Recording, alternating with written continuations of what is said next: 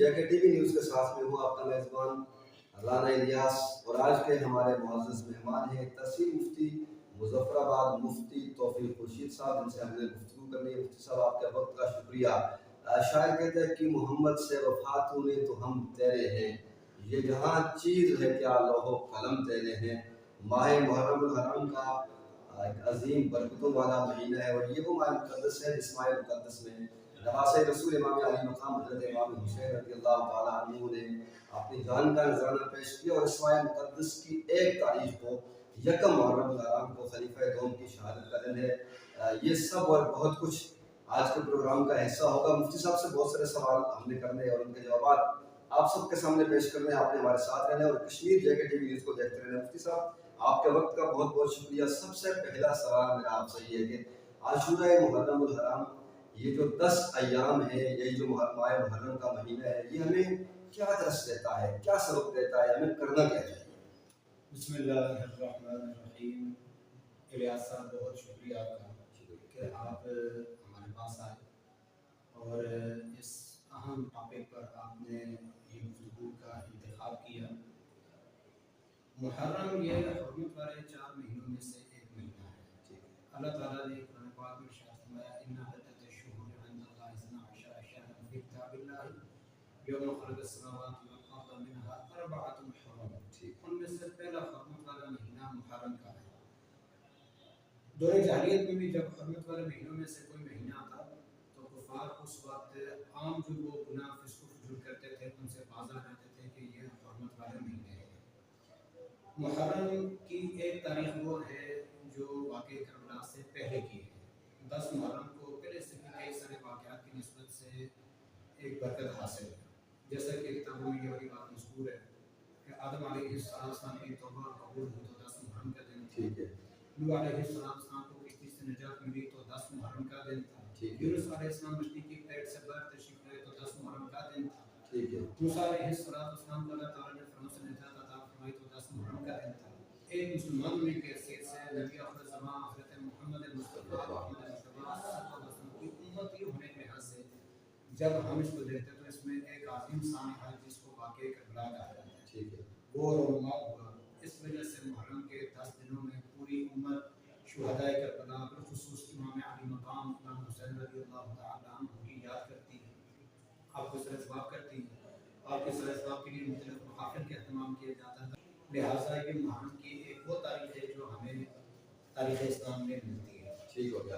اب مفتی صاحب چونکہ وقت ہمارے پاس بہت مختصر ہے تو میں چاہوں گا مختصر وقت میں آپ نے جامع جواب دیں۔ دوسرا سوال، اس ماہ محرم الحرام کا یہ وہ عظیم برکتوں والا مہینہ ہے اور اس مہینے کو عمومی طور پر نواسۂ رسول کے ساتھ منسوب کیا جاتا ہے، اور نواسۂ رسول کی وہ عظیم شخصیت ہے جن کو میرے حضور میں آقا کملی والے نے اپنے کندھوں پہ اٹھایا، بوسے لیے، پیار کیا، محبت کی۔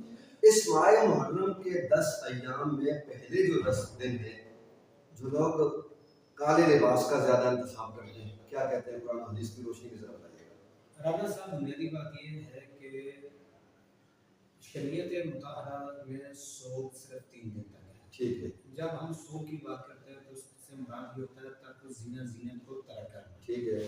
کالے کپڑے پہننا یہ بھی غم کی علامت ہے۔ ٹھیک ہے۔ اہل سنت کا نظریہ یہ ہے کہ جو شہید ہے وہ زندہ ہے، وہ مردہ نہیں ہے۔ ٹھیک ہے۔ قرآن کہتا ہے وَلَا تَقُولُوا لِمَن يُقْتَلُ فِي سَبِيلِ اللَّهِ أَمْوَاتٌ بَلْ أَحْيَاءٌ وَلَٰكِن لَا تَشْعُرُونَ، تمہیں شعور نہیں ہے۔ ٹھیک ہے۔ کالے کپڑے پہننا یہ شریعت کا کوئی تقاضا نہیں ہے، نہ ہی شریعت کا مطالبہ ہے۔ ٹھیک ہو گیا۔ سوگ کی نیت سے اگر کوئی یہ پہنتا ہے تو اس کا یہ عمل شریعت کے طریقے کے مطابق نہیں ہے۔ ٹھیک ہے۔ ویسے ہی کالا لباس پہننے میں ممانعت نہیں ہے۔ ٹھیک ہے۔ اگر کوئی آدمی روٹین کا لباس پہنتا ہے، کام کاج پہ پہنتا ہے، کسی وجہ سے پہنتا ہے تو اس پہ حرج نہیں ہے۔ ٹھیک ہے۔ لیکن خاص ایک تہوار کی وجہ سے کوئی لباس پہن کر اپنے اوپر کیفیت طاری کرنا یہ شرعاً درست عمل نہیں ہے۔ ہمارا جو آج کا نوجوان ہے وہ اس دین سے بہت دور ہے۔ مفتی صاحب کیا کرنے کی ضرورت ہے؟ آپ ایک ذمہ دار سیٹ پہ بیٹھے ہوئے کیا کرنا چاہیے؟ رانا صاحب اس میں بنیادی بات یہ ہے کہ ایک تو نوجوان نسل کو خالص دین پیش کرنا چاہیے۔ ٹھیک ہے۔ نوجوان نسل کی دین سے دوری کی بنیادی وجہ یہ ہے کہ انہیں خالص دین نہیں مل رہا۔ ذمہ دار کون ہے؟ جس کی وجہ میں اس پہ تفصیل سے عرض کرتا ہوں، جس کی وجہ سے وہ جہاں سے جو بات ملتی ہے اسی طرف چلا جاتا ہے. ٹھیک ہے. صاحبان ممبر و محراب سے کی یہ ذمہ داری بنتی ہے کہ وہ قرآن و حدیث کے مطابق نوجوان جو آنے والی ہماری یوتھ ہے اس کی رہنمائی کریں. ٹھیک ہے. جب تک آپ قرآن و حدیث کے مطابق رہنمائی نہیں کریں گے پھر وہ عوام آپ کے ہاتھ سے نکلتی جائے گی. دین سارے کا سارا آپ کا سوشل میڈیا پہ نہیں ہے. اس کے لیے خدا را آپ خود قرآن کی طرف آئیں, حدیث کی طرف آئیں, باقاعدہ پڑھیں اور پڑھ کر جو بات پتہ چل جائے عمل کی طرف پڑھیں. آج ہم نے سارے کے پاس نالج تو بے انتہا ہے, اس سے آپ کسی سے گفتگو کروائیں شاید آپ اس سے گفتگو میں پوری نہ کر سکیں, دینی نالج اتنا ہے. دوسری طرف ہماری کیفیت یہ ہے کہ ہماری مساجد خالی ہے. جمعے والے دن ہماری مساجد میں بال تاش کھیلی جا رہی ہے, مسجد میں نماز ہو رہی ہے. تو جتنا آپ کے پاس علم ہے اس کے مطابق آپ اگر عمل کریں گے تو اللہ تعالیٰ آپ کی بخشش کے لیے یہ ایک ذریعہ بنائے گا. نبی صلی اللہ علیہ وسلم گزارش یہ ہے کہ یہ حدیث پاک کے الفاظ ہیں اختلاف و امتی رحمت. ٹھیک ہے. میری امت کا اختلاف رحمت ہے. ٹھیک ہے. لیکن وہ اختلاف وہ ہے کہ جس کی وجہ سے کسی کی تکفیر نہ ہو. ٹھیک ہے. دوسری بات یہ ہے کہ جمعے کے ہمارے جو اجتماعات ہیں یہ عام اجتماعات ہیں, اس میں لوگوں کو جس چیز کی ضرورت ہے دین سے قریب کرنے کی, اعمال کے اوپر ابھارنے کی, وہ چیز بیان کی جائے. اس موقع پر اختلافی باتیں بیان کر کے امت کے اندر انتشار کرنا یہ دین کی خدمت نہیں ہے. نتیجتاً وہ لبرلزم کی طرف جائے گا. شکریہ. چھوٹی سی بریک لیتے ہیں, بریک کے بعد دوبارہ ہوتے ہیں. ہمارے ساتھ آئیے. ہم امام حسین کے نام پر رو بھی لیتے ہیں, امام حسین کے نام پر ماتم بھی کر لیتے ہیں, امام حسین کے نام پر لنگر بھی کھا لیتے ہیں, لیکن کوئی کام جو امام حسین نے کیا وہ کرنے کے لیے تیار نہیں ہے. Welcome back. کی بریک کے بعد دوبارہ آپ کو خوش آمدید کہتے ہیں. مفتی صاحب, اگلا سوال میرا آپ سے یہ ہے کہ اگر کوئی شخص حضور کے کسی صحابی کے بارے میں غلط عقیدہ رکھتا ہو, اسلام کیا کہتا ہے اس شخص کے بارے میں؟ دیکھیے رانا صاحب, قرآن پاک میں اللہ تبارک و تعالیٰ نے حضرات صحابہ کرام کے بارے میں ارشاد فرمایا رضی اللہ عنہم ورضوا عنہ. اللہ ان سے راضی ہے, یہ اللہ سے راضی ہے. پھر دوسرے مقام پر اللہ تعالیٰ نے ارشاد فرمایا وَكُلًّا وَعَدَ اللَّهُ الْحُسْنَىٰ. ان سب سے اللہ تعالیٰ نے بھلائی کا وعدہ فرمایا. ٹھیک ہے. نبی پاک صلی اللہ علیہ وآلہ وسلم کے صحابہ کو اگر آپ مائنس کر دیں آپ دین پہ چل نہیں سکتے. ہمارے پاس قرآن ہے, کاتبین وحی صحابہ تھے, احادیث کا جتنا ذخیرہ ہے وہ حضرات صحابہ کرام کے وسیلے سے توسط سے ہم تک پہنچا. ٹھیک ہے. آج پوری کی پوری جو دین کی امانت ہے یہ حضرات صحابہ کرام کی وجہ سے کھڑی ہے. اگر آپ کسی بھی اعتبار سے حضرات صحابہ کرام کے بارے میں شک و شبہات پیدا کریں گے, ان کی توہین کریں گے, تنقید کریں گے, گویا کہ آپ اسلام کی عمارت پر حملہ کر رہے ہیں.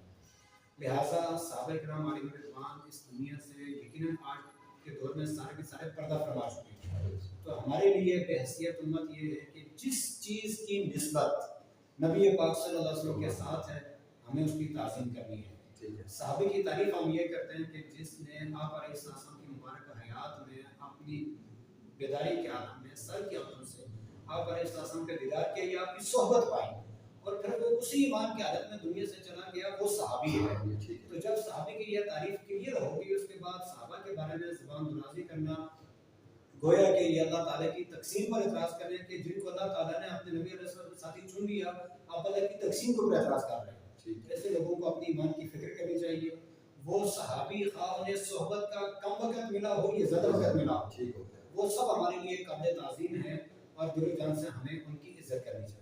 اور یہ ہماری ایمان کا حصہ ہے. اگلا سوال میرا آپ سے مفتی صاحب یہ ہے کہ ہم جس ریاست میں رہتے ہیں, ریاست جموں کشمیر, یہ غازیوں کی, یہ شہیدوں کی سرزمین ہے, لیکن اسی سرزمین کے کونے میں حضور رحمت کائنات صلی اللہ علیہ وسلم کی ذات اقدس میں گستاخانہ الفاظ کہے ہیں. صاحب یہ آپ نے انتہائی اہم بات کی طرف توجہ دلائی. میں بھی 2 دن سے یہ چیزیں ساری دیکھ رہا ہوں. میں نے ابھی ایک جملہ آپ سے کہا تھا کہ جس کو نبی پاک صلی اللہ علیہ وسلم کے ساتھ نسبت ہے وہ ہمارے لیے قابل تعظیم ہے. آل پاک اطہار کی تعظیم بوجہ رسول اللہ صلی اللہ علیہ وسلم, حضرت مولا کائنات علی مرتضیٰ کرم اللہ تعالی وجہہ الکریم کی تعظیم بوجہ نبی پاک صلی اللہ علیہ وآلہ وسلم ہے. جس کو جو مرتبہ ملے وہ نبی پاک صلی اللہ علیہ وسلم کی ذات کی وجہ سے ملے. یہ جو الفاظ جن کی طرف آپ نے کہا سوشل میڈیا پہ بھی دیکھیں, یہ انتہائی ناقابل برداشت الفاظ ہیں. مسلمانوں کے اس سے دل مجروح ہوئے, قابل مواخذہ ہیں. ہمارے اداروں کو اس بارے میں حرکت میں آنا چاہیے, اس سے قبل کہ کوئی بڑا سانحہ رونما ہو جائے. اس بارے میں باقاعدہ ایک کمیٹی بنی ہوئی ہے اس کمیٹی کے لوگوں کو ابھی تک یہ میٹنگ کر لینی چاہیے تھی، اس معاملے کو کسی طرف بٹھا لینا چاہیے تھا. ٹھیک ہے. اگر اسی طریقے سے اس طرح کے معاملات ہوں گے اور آپ کی اس میں یہ والی بات ہوگی اس پہ مٹی پا دیں، اس کو دفنا دیں، کل اس سے بڑے سامنے ہوں گے اور لوگ زیادہ بے باک ہوں گے، جلی ہو کے اس طرح کے کام کریں گے. میرا اللہ صاحب ایک چھوٹی سی بات کہوں، آج سے کچھ عرصہ پہلے تک ہم اس طرح کی چیزیں دیکھتے تھے کہ بعض لوگ نبی پاک صلی اللہ علیہ وسلم کے صحابہ کے بارے میں جس طرح کنایتاً یا کسی نہ کسی انداز میں بات کرتے تھے. ٹھیک ہے. اب تو وہ والی بات آ گئی کہ صحابہ کرام سے آگے بڑھ کے حضرات انبیاء کرام کے بارے میں اس طرح کی گفتگو شروع ہو گئی. اور یہ چیز وہ ہے جو ہر اعتبار سے ناقابل برداشت ہے. ٹھیک ہے. لہٰذا جو لوگ یہ مجالس کرواتے ہیں یا محافل کرواتے ہیں، سب سے پہلے ان کی ذمہ داری بنتی ہے کہ وہ ذمہ دار لوگوں کو بلائیں. بالکل جن کو اپنی زبان پہ کنٹرول ہو ان کو بلائیں. بالکل. اور ایسے لوگوں کو بلائیں جن کی وجہ سے فساد وبا نہ ہو. ہم اس طرح کے کسی آدمی کو بلاتے ہیں، وہ پاکستان سے باہر سے آتا ہے، گفتگو کر کے چلا جاتا ہے، بعد میں جہاں کی جو لوکل ہماری عوام ہے، کمیونٹی ہے، وہ ایک دوسرے کے دشمن گتھم ہوئے ہوتے ہیں. لہٰذا انتظامیہ کو بھی چاہیے کہ ایسے موقع پر اس کو آپ مجلس پڑھنے کی یا میلاد پڑھنے کی یا کوئی بھی موقع فکر والا اپنے کسی پروگرام بناتا ہو، باقاعدہ ایجنسی ہو اور اس کے لیے ضابطۂ اخلاق ترتیب دیا جائے. ٹھیک ہے. وہ اس کے مطابق آ کر وہ گفتگو کرے، اگر وہ اس سے ہٹ کے کرے تو اس کے داخلے پہ پابندی لگائے. بالکل. یہ کام تو ہمارے ادارے کر سکتے ہیں. لاسٹ پہ مفتی صاحب کچھ پیغام دینا چاہے کشمیر کے دھرتی پہ رہنے والے تمامی امت مسلمہ کے ان غیور لوگوں کو ماہ محرم میں، کہ لوگوں کو کس طریقے سے زندگی بسر کرنی چاہیے اور کیا کرنا چاہیے؟ رانا صاحب، اگر ساری بات کو سمیٹا جائے، نتیجہ یہ نکلتا ہے کہ دنیا میں دو سوچیں ہیں، ایک حسینی سوچ ہے، ایک یزیدی سوچ. آج مجھے سننے والوں کو، دیکھنے والوں کو یہ مسئلہ کرنا چاہیے کہ میرا کردار حسینی کردار ہے یا یزیدی کردار ہے. ٹھیک ہے. اگر تو میرا یزیدی کردار ہے اور میں صرف 10 دن کے لیے سبیل لگاتا ہوں، 10 محرم الحرام ختم ہوتے ہوئے جب واپس آتا ہوں پھر وہ یزیدی کام شروع کر دیتا ہوں، اس کا مطلب ہے میں نے پیغام حسین سمیٹنے کی آج تک کوشش نہیں. تو دوسری اس میں گزارش یہ ہے کہ ہر مسلمان جو امام علی مقام امام حسین رضی اللہ عنہ سے محبت کرتا ہے، محرم کے ان ایام کی برکت سے وہ اپنی زندگی میں تبدیلی لائے. وہ آپ نے نزے پر قرآن پڑھا، وہ قرآن کی تلاوت کو اپنی زندگی میں لے کر آئے. آپ نے اس محل میں نماز پڑھی، وہ نمازی بنے. اور پھر یہ کہ اس کی زبان سے، اس کے ہاتھ سے کسی کو تکلیف نہ ہو. البتہ جہاں پر باطل اس کے سامنے کھڑا ہونا ہے، یہ حسینیت ہے. اور باطل کی مشن یہ کوشش ہوتی ہے کہ لوگوں کو دبا لیا جائے. لیکن آپ اگر حق پر ہیں، اللہ رسول اور حق آپ کے ساتھ ہے. ٹھیک ہو اسی پر میں اتفاق کرتا ہوں. باطل کے سامنے ڈٹ جانا یہی حسینیت کا درس ہے، اور انشاءاللہ باطل کے سامنے ڈٹ کر کھڑے تھے، ہیں اور رہیں گے. آج کے ہمارے معزز مہمان تھے تحصیل مفتی توفیق خورشید صاحب، جن سے ہم نے تفصیلی گفتگو کی، اور یہ بڑا خاص موقع تھا اور خاص موقع پہ ہم نے کچھ باتیں آپ کے سامنے رکھی. امید ہے آپ سب کو اچھی لگے گی، اپنی رائے کا اظہار بھی کیجیے گا. مجھے یعنی اپنے میزبان رانا الیاس کو مظفر آباد سے اجازت دیجیے. اپنا بہت سارا خیال رکھیے. اللہ حافظ.